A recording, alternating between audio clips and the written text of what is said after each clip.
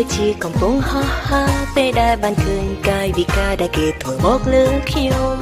ស្នេហ៍កើតឡើងលើគេដូចជាមិនទំនងបាក់ចិត្តលើគេមិនដឹងពីពេលណាឡើយ